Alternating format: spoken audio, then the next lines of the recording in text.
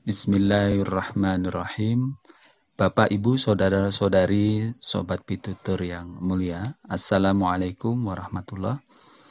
Semoga kita semua masih diberikan kesehatan dan karunia untuk bisa melaksanakan ibadah puasa 2020 ini.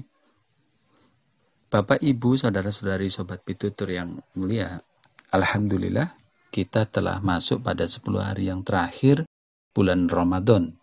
Dan pada kesempatan ini, orang-orang mukmin akan lebih meningkatkan amalan ibadahnya dibandingkan dengan sebelumnya. Hal ini dapat terlihat penambahan amalan ibadah yang bukan saja puasa, namun iktikaf berdiam diri di masjid. Ya, kita tahu berdiam diri di masjid untuk lebih menyibukkan hari-hari dengan urusan ibadah kepada Allah Ta'ala. Hal ini dilakukan karena sunnah yang diamalkan oleh Rasulullah Shallallahu Alaihi Wasallam setiap masuk 10 hari terakhir pada bulan Ramadan.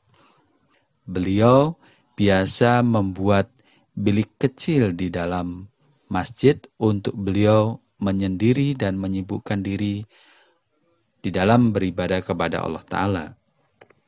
Namun dikarenakan kondisi negara kita masih belum memungkinkan untuk beriktikaf akibat dampak pandemi Corona-19, maka pelaksanaannya banyak yang terhambat. Sebagaimana puasa akan mengantar kita pada makom ketakwaan, maka tentu kondisi itu harus diupayakan sedemikian rupa. Jika fase Ramadan terdiri dari pemberian kasih sayang Allah Ta'ala, kemudian masuk fase pemberian ampunan dari Allah Ta'ala, maka fase ketiga janji Allah Ta'ala memberikan hamba yang sedang berusaha menuju kepada titik ketakwaan adalah dengan diselamatkannya dari api neraka. Tentu ini bukan kondisi yang mudah. Kita dapat bayangkan bagaimana hadrat Rasulullah Shallallahu Alaihi Wasallam yang beliau sendiri sudah dimaksum dan surga telah Allah siapkan untuk beliau, namun beliau masih begitu giat lagi di 10 hari terakhir melaksanakan ibadah, bertambah keras lagi. Bahkan satu riwayat beliau semakin mengurangi makan hingga perut beliau diganjal batu. Dan tentu juga tidak bertemu dengan istri beliau, kecuali saat menerima hantaran makanan dari istri beliau dan memberikan pakaian kotor beliau. Suatu contoh yang sangat indah. Beliau sangat menyadari betul betapa diri beliau menjadi tauladan bagi umat beliau di kemudian hari sampai waktu yang tak dapat ditentukan. Usaha gigih beliau dalam beribadah dan menjadi guru bagi jagat dalam rangka memberikan tarbiyat itu tidak sia-sia.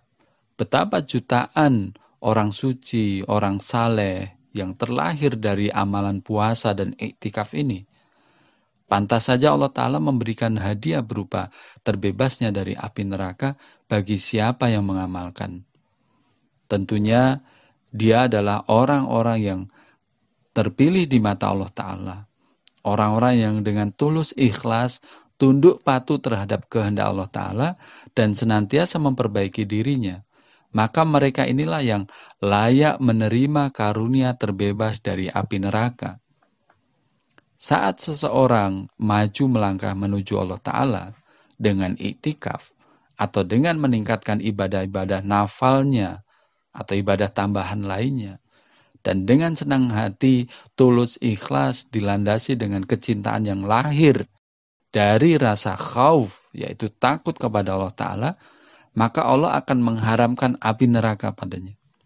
Karena rasa khauf, yakni takut kepada Allah Ta'ala, akan tercipta perasaan cinta yang hakiki kepada Allah. Jika cinta yang hakiki ini telah lahir dalam diri seseorang, maka dia akan menikmati manisnya iman dan perjumpaan dengan Allah Ta'ala. Ada dalam sebuah hadis, Rasulullah Shallallahu Alaihi Wasallam bersabda, Allahumma sholli ala Muhammad wa ali Muhammad kama shallaita ala Ibrahim wa ali Ibrahim innaka Hamidum Majid. Ainani la tamassuhu nar ainun bakat min khasyatillah wa ainun batat tahrusu fi sabilillah. Yang artinya dua mata yang tidak akan tersentuh oleh api neraka, yaitu mata yang menangis karena takut kepada Allah dan mata yang bermalam atau bergadang untuk berjaga-jaga ketika berperang di jalan Allah. Hadis riwayat Tirmidzi. Rasa takut yang tulus merupakan tanda dari kedewasaan iman. Dan tanda kedewasaan iman, sulit rasanya seorang yang berpuasa akan meningkatkan ibadahnya di 10 hari yang terakhir bulan Ramadan. Maka dari itulah, hadiah terbebasnya hamba dari api neraka juga bukan perkara mudah. Tanpa ada latihan ibadah setiap hari, kondisi ini tidak mudah diraih. Perlu latihan untuk menanamkan perasaan takut kepada Allah. Sehingga pada saatnya akan terlahir suatu dorongan baru dalam hati, yaitu kecintaan. Kondisi seperti ini Allah Ta'ala telah mengisyaratkan di dalam Al-Quran. A'udzu billahi minasyaitonir rajim.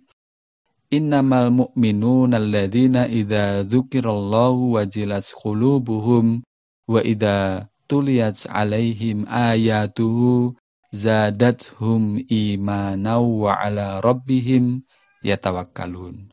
Sesungguhnya orang-orang beriman ialah mereka yang apabila disebut nama Allah, bergetarlah hati mereka, dan apabila dibacakan ayat-ayatnya kepada mereka, bertambahlah keimanan mereka, dan kepada Tuhan mereka lah mereka bertawakal.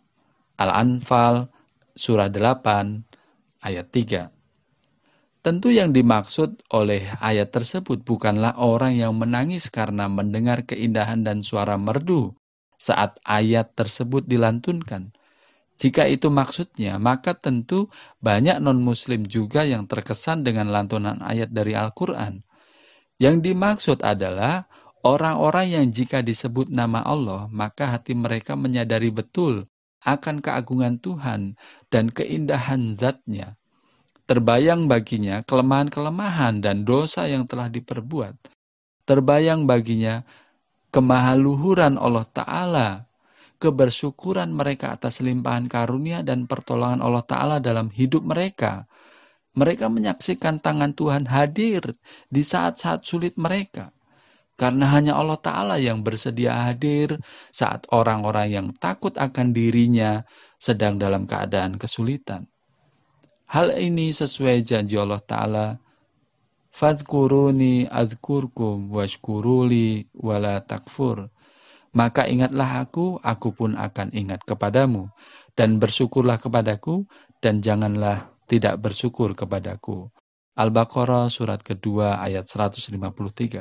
Jadi, apa yang menyebabkan seorang hamba itu bergetar hatinya hingga menangis? Hendaknya itu merupakan tangisan akan kelemahan iman dia.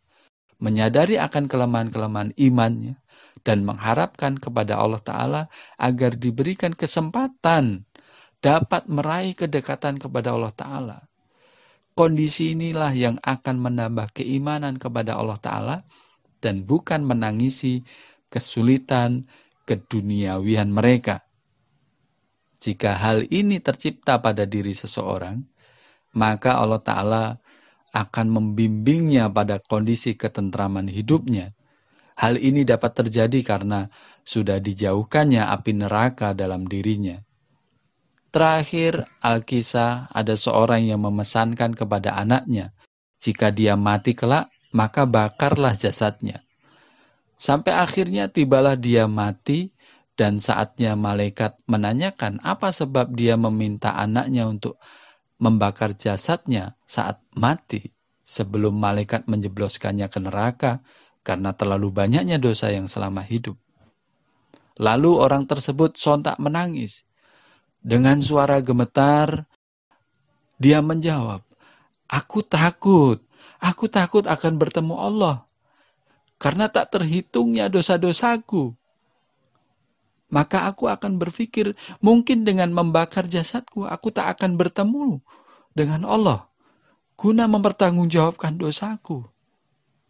Mendengar jawaban itu, dan Allah melihat kebersihan hatinya, maka Allah mengharamkan api neraka bagi dirinya.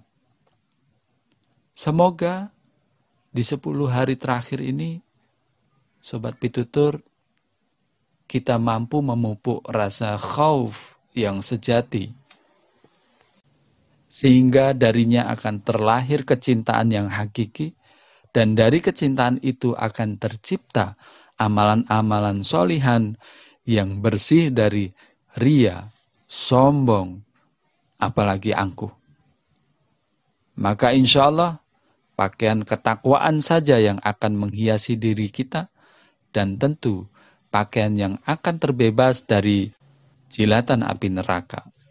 Allahumma ighfir lana warhamna wa anta khairur rahimin. Wa akhiru da'wanan alhamdulillahi rabbil alamin. Assalamualaikum warahmatullahi